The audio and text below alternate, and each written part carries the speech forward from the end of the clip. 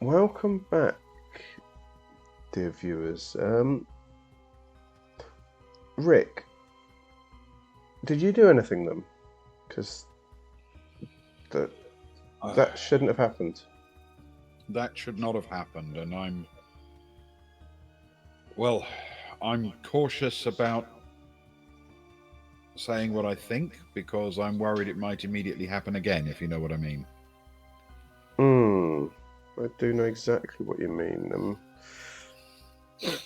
Let's just say to our viewers that there's absolutely no reason at all on either of our computers, and looking at the connection levels we've got, that blip should have happened.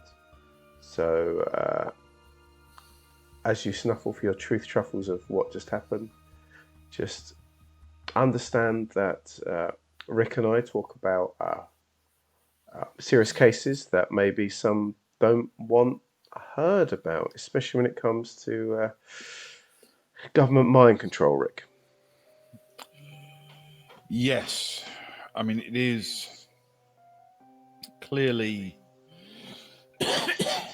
clearly the case that by nothing more than coincidence, I'm sure, um, the connection suddenly dropped while we were discussing a government mind control story. And at the moment that I was about to explain where the government entities might have made mistakes in their in their operations back in the 70s and 80s. It was right at that moment that that the connection mysteriously severed by pure coincidence. It's very important to say, Dickie. Not very much so. We wouldn't suggest anything other than pure coincidence, of course. Um, Rick, do you feel able to continue um, what you were about to say? I'll keep an eye on my VPN and my connection. Well, perhaps I would say it is worth trying to squeak out at least one piece of information that might be of value to our audience.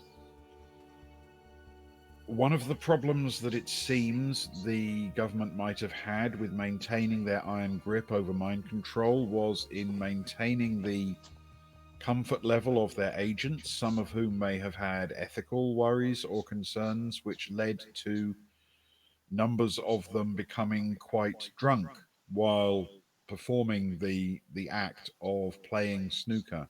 Mm. This reduced their ability to accurately position the balls to the point where the mind control didn't work as well as anticipated.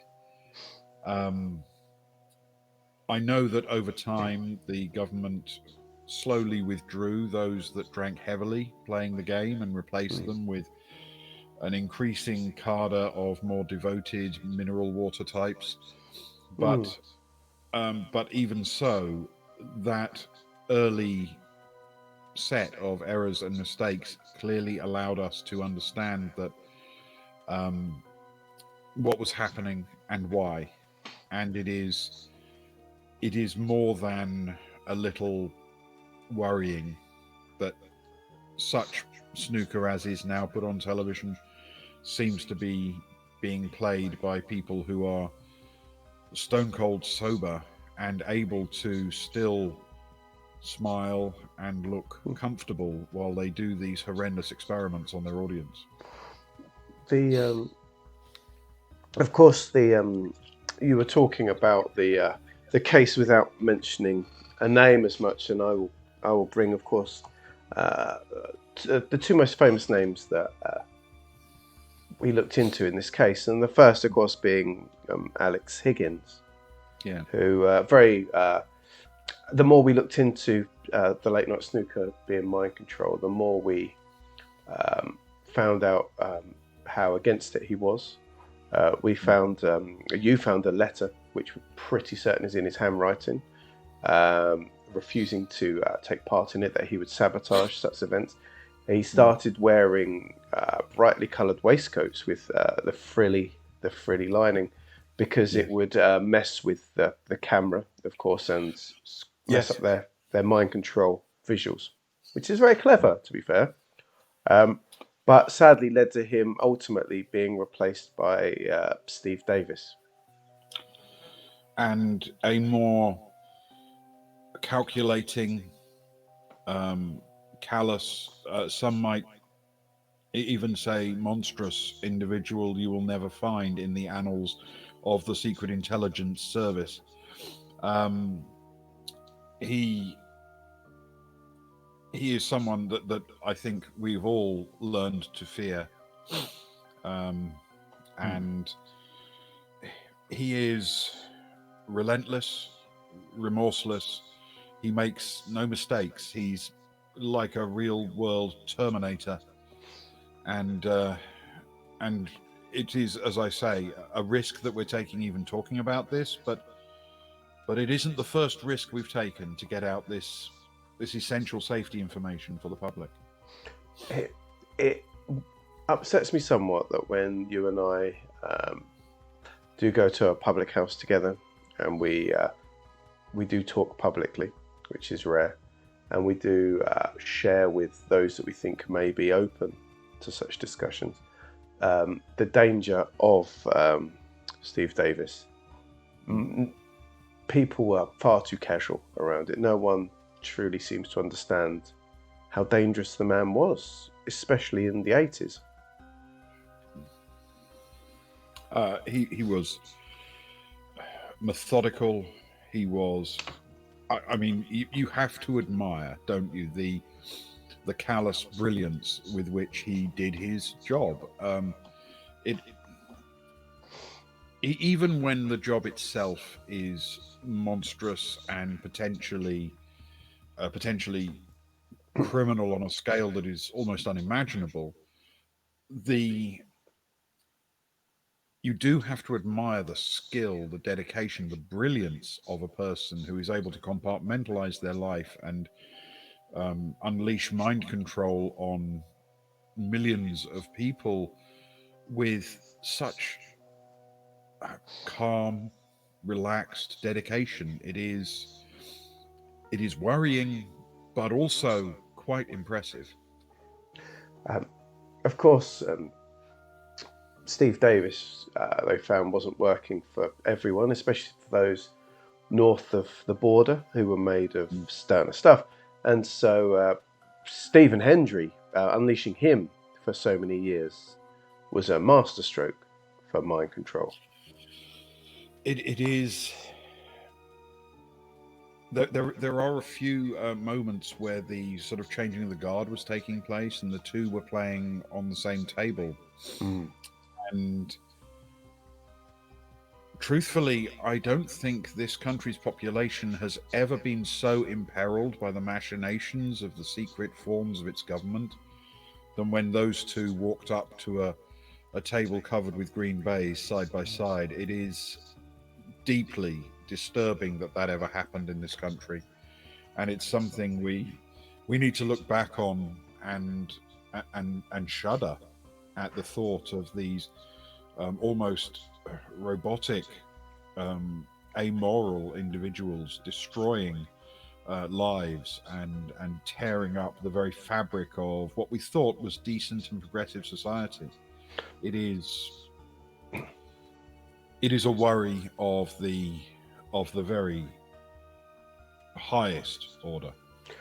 There were, if I remember correctly, when I was looking at numbers and statistics of the potential mind control, there would be over 10 million people tuned in under the control of government during some of these matches.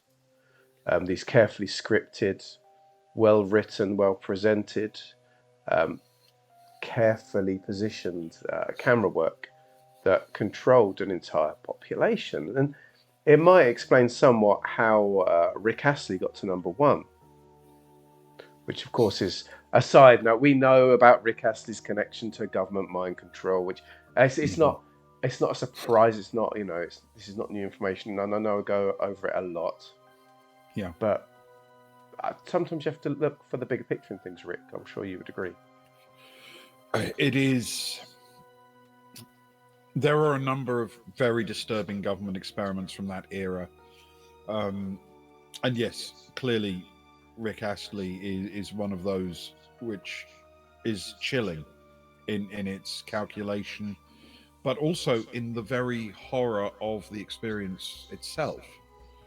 Um, and yes, in order to prove that their mind control worked, obviously they had to find something that naturally people would find revolting, and then change their minds in order to make them like it and enjoy it.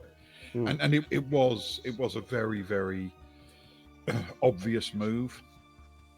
I think the way in which the government barely feels any shame about this, and now when it deletes anti-government materials from the internet, it often replaces it with references to Rick Astley, Hmm. as a sick joke for those who are trying to learn more about these secret and frankly very devious agencies. Um, and it seems like some of these agents are still being utilised by the government, even though their time on Snook has ended.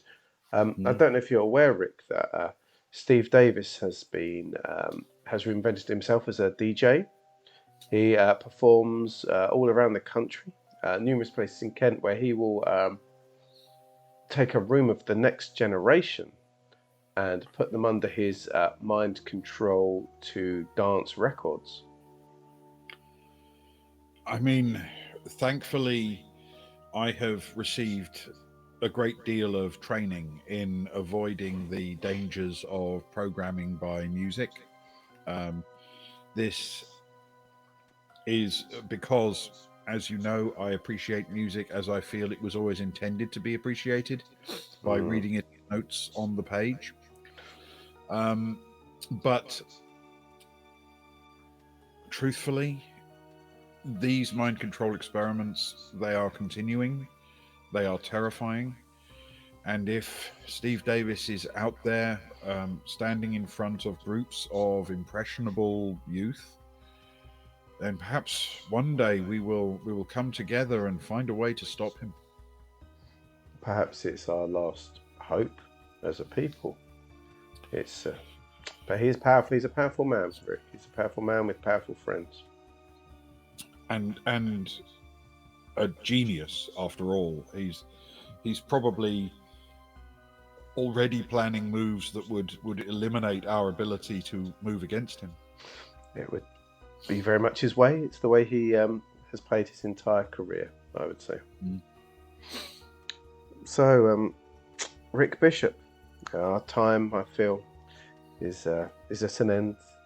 I feel that you are poised over the black ball, ready to complete your 147.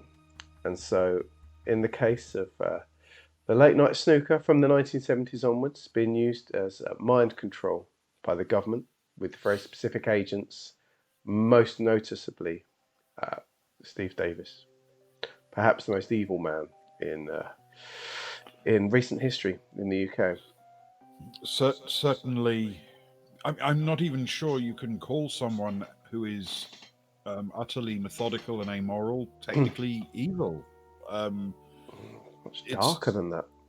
it's yes, it's as if he's an alien species almost. You can't qualify him.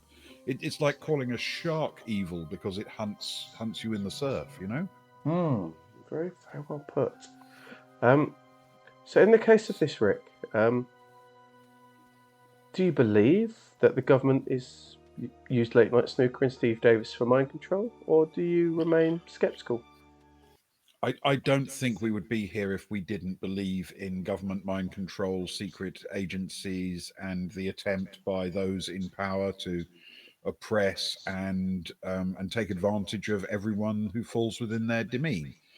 As for whether or not snooker was a vehicle for it, there is simply no other explanation for why it could have been broadcast so widely, achieved the popularity that it did, it's not as if it's an entertaining thing to watch. So, yes, of course, I absolutely believe. And Rick, I'm the same as you. It's the only explanation for why snooker got so big, so popular, why people have made so many strange decisions that over time, people that you'd think of as intelligent, as people, you'd think we would want things that were for the good of those around us, Mm. and yet it makes no other sense than for government mind control. I totally believe. Yes, There's no doubt in my mind, Rick. No doubt. absolutely. And for those watching, I mean, at one point, I'm sure in the future we'll explain how darts comes into this as well, but it's clearly in the same family of mind control. Very, very much so. Very much so. Well, thank you, Rick, for this evening. It looks like we're going to have to double check our computer security. Um, Yes. I wouldn't like that to happen again. It's something to be concerned about. Maybe we should just go to ground for a few weeks, perhaps. Perhaps so. Yes, perhaps that will be the wisest course. Well, until then, I'll be in touch in the usual way when I feel that things are all clear. And if you're happy, respond to me in the usual way as well. Of course, we have well established code phrases and handshake methodologies, which mean that um, we are able to verify each other's readiness to be completely open and honest, and that we are safe and communicating without being overheard. And everyone listening to this should definitely follow the same methods with everyone that they deal with all the time. Mm. The best methods can be found in Rick's 2017 pamphlet, How to Be Sure Your Friend is Your Friend. A very good read, I would say. And it's the only pamphlet that is properly illustrated that I've ever produced. Really, really lovely pictures. Really Mm. lovely. But I might go and read that after this, actually, just to calm myself, soothe myself down after such an evening. Thank you, Rick. Three interesting tales. Um, I I sit under your learning tree and and Well, and thank you, suckle at your Dickie. branches. It is as always a treat, and it is clear to me that our mission is ever more urgent, ever more important. Very much so. So I shall see you soon, and to those watching, we shall see you soon as well. Be safe, be vigilant, and keep snuffling. Good night. Good night.